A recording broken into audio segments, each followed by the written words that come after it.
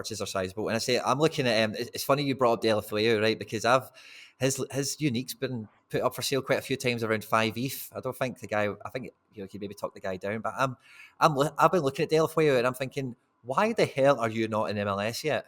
Like really, like. And Sinya's just went, like that kind of thing is happening now. Who else just went? Somebody else. Sinya, there's somebody else anyway. And I'm looking at, he's still 27, 29. Oh, Shaqiri. Like that. Shaqiri and Sinya. And I look at this guy, I'm like, who are you kidding on at this point? Like, Udinese, mate, come on. Get your plane ticket. Let's get you to fucking Miami or wherever you're going to go. Maybe not Miami. Where would they go? Nashville. Let's get you to Nashville. He's a lifelong Real Salt Lake. So he was a Real Salt Lake, Minnesota. Let's bring you over, buddy. Somewhere you're going to be God. Yeah, I mean these people. That's funny. Yeah, it is funny that. So yeah, I mean, I was looking basically at him and Caprari both at the same time, and he's good. Kind of taken different paths since then. Yeah, I mean, he's been into the Premier League in like 3 different teams and being like good in spells. I think that shows you that the talent is there. You never know players on a personal level. You don't know injury statuses and what's really going on with some folk. And whenever I'm thinking about a guy like Delafeu, and previously in MLS we've had guys like Bojan, who's now in J League of all places. In fact, I'm not sure if he's still there, but these kind of high promise kids that never really turn it around. You never know the real ins and outs of what's going on. But when they can turn it on at the highest level, you know that they're clear, capable operators. Yeah. And you're just waiting for a situation to occur where they get their kind of moment in the sun again, where they're hot for a season and they make a name for themselves before they fizzle out again or move somewhere stupid for money like Saudi Arabia or whatever. Yeah, no, Delafeu is like a big DFS name. Like whenever he played, it was like, Delafeu is playing. So he's always had set pieces and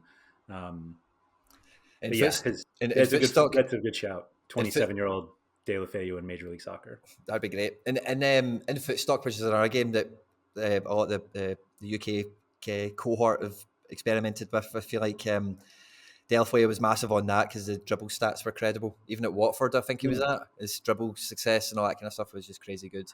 And it's I was looking at his unique and his super rare because he's a forward as well. Yeah. And thinking, if you got that guy cheap enough, man, even in the off season, he transfers to, as I say, like fucking San Jose or MD, really. You know what I mean? Like he's going to go. Have you actually seen rumors, or this is just you? No. I'm just dreaming. I'm just looking at him. I'm just like, who are you kidding on, mate? Let's be serious. Udinese. That's all I've been saying to myself whenever I see him. And then when you brought him up, I was like, oh yeah, what's Laird seen in him again? And I was like, yeah, he's even at Udinese, he can still bang a 90. With one decisive and a 3-1 loss. Yeah. Yeah, he does pretty much everything for them, like set piece wise. And so, it's those opportunities. Like, would you rather have a partial set piece taker for a decent team or the monopoly set piece taker for a terrible team? And terrible teams tend not to just win a lot of set pieces. Simple as that. Yeah, true, man. But I'm really looking forward to head to March. Like you mentioned it earlier, game week 248. I've had it marked in the calendar for months and months and months on end. And yeah, it's getting good doing a lineup builder, isn't it? It's getting closer as well. So I did it a while ago, yeah. So you get a bit of a feel now. It's like, yeah, I think Hassel is going to play. And yeah, I think this guy, the transfer's done now. He's now moved out. This guy will play instead. It feels like we're getting there. It's materialising. CCL happened last night as well, which was good fun. Zelalem and Acevedo. My boy. Your boy. It's all good fun. So yeah, when it comes to like game week 248, I guess just to kind of finish this off, so that'll kick us off into March, which is the kind of main time period that we've kind of spoke about. For yourself, Andy, what kind of regions, divisions would you think you'll be the most competitive or the most excited to be competing in?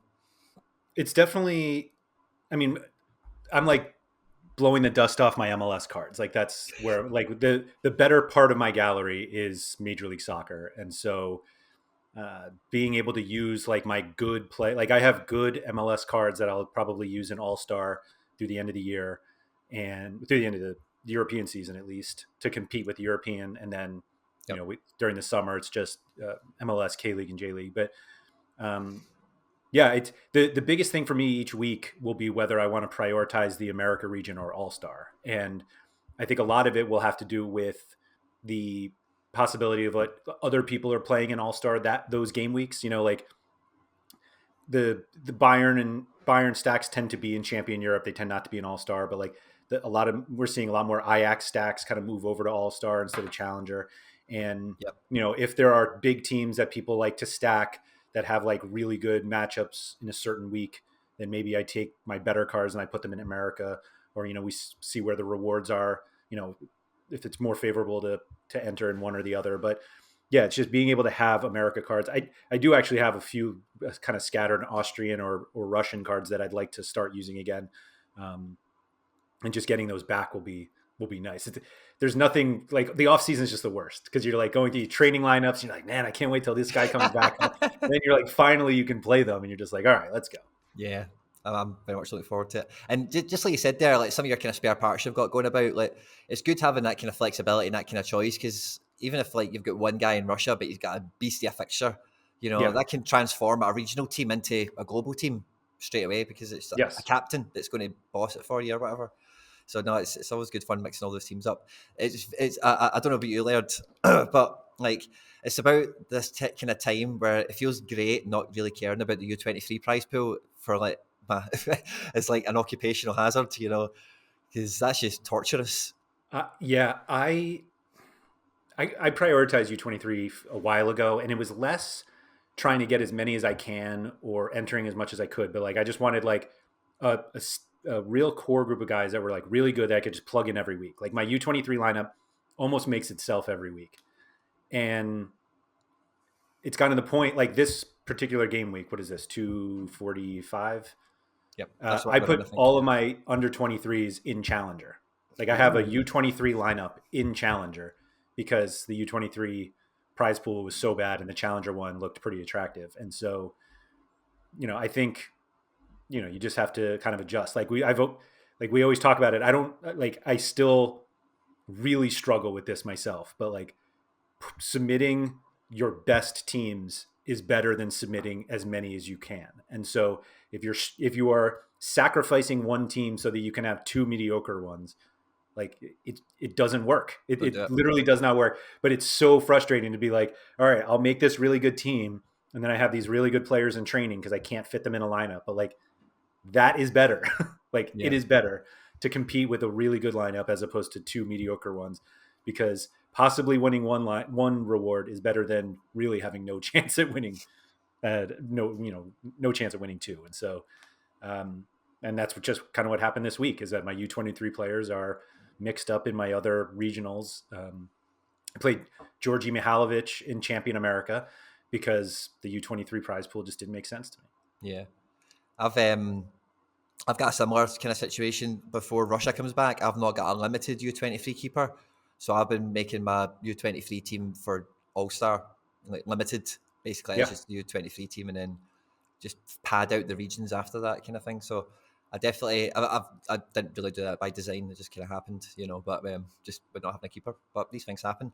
And again, like it's one thing that kind of reminds you, like, and again, just really to your point there as well, like the best U23 players don't need to be played in U23. Like if you don't have a good U23 keeper, your defenders are crap, your strikers on the bench, but you've got a good U23 midfielder, don't kid yourself on. Just put it with the best other team, and because there's nothing better. You've done it. I've definitely done it, where you put a team together and you're like, right, that is the one that's get the best chance this week. And then see when those scores do start ticking in, that's the jolly you're chasing. It's like, I knew it. I knew he was going to kill it. I knew he was going to score. What a captain! That's the payoff. So. Yeah, no, absolutely. And just because a player is U23 doesn't mean you have to play him there. Like there's just this such draw. Like you paid more for him because he's U23. But like we saw just this last week, not this current game week, although it might happen this one. But this past game week, the U23 scores were outrageous. But and not that everybody has a U23 team from like the same region, but if you had a killer score in U23 of young challenger players, you would have done so much better had you just entered it into Challenger than in U23. Yeah, for sure. And with my kind of extra buff kind of coming out with like America and J League and that kind of stuff coming back as well, like that's kind of the approach I'm looking to take. Hopefully over the next kind of month is just using my best players in global and just trying to same old really for me, isn't it? But I've acquired a bunch more super rares and stuff, so I'm hoping to do a bit more top shelf shopping. Maybe in the it's not. It's probably not the right way of saying it, but you know what I mean. That Yeah, I can get 3 teams out if Slavic plays. I can get 3 super rare teams out every week. How mental is that? that's fun. That's really fun. No, you were one of the first people that I know that pointed out that really like All Star. We called it D3. That All Star Rare Pro was the best situation for competing for cards. And I remember you told me that you were like, "That's the team that I prioritize every week." And I'm like, "Who would prioritize All Star?" And then it's like I look in, and it's like the scores needed, the rewards that are available, the number of people who actually submit teams that like there are a ton of people who could go into All Star Rare Pro and don't for a number of reasons. And it was kind of like, Quinny's got something here. All right. And then you were dumb and told everyone about it. Well, no one listened.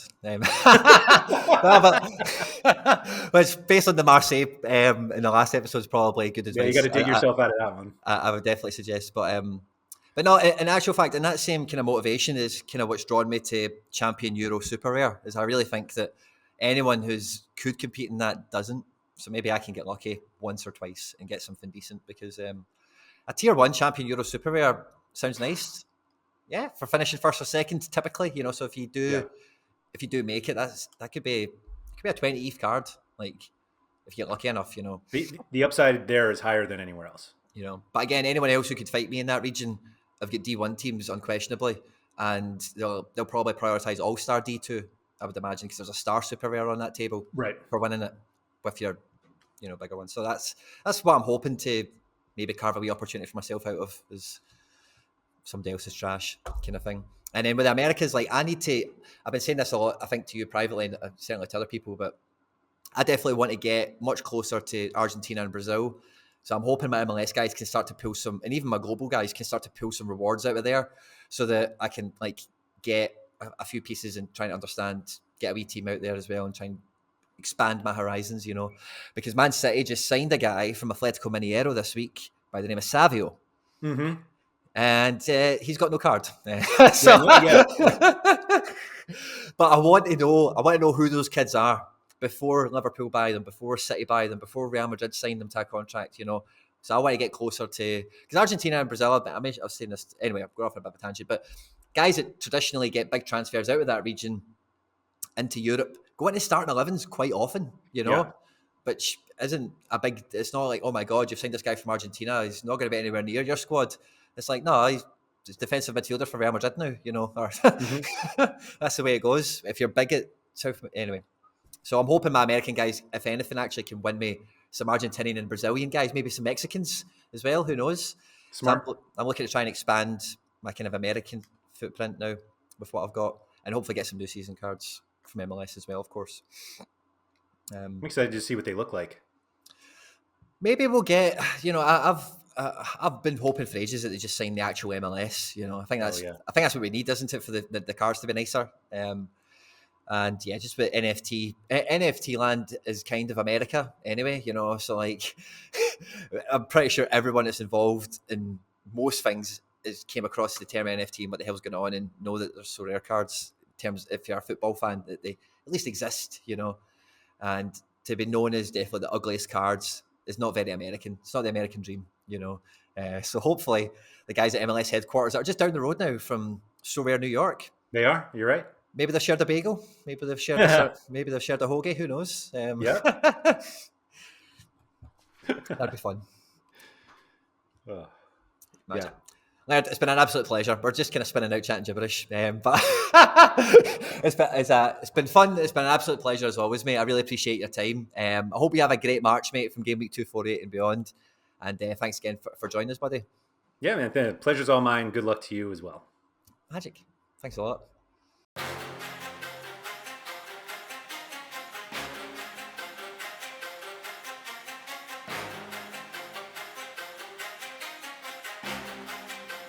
Terrible.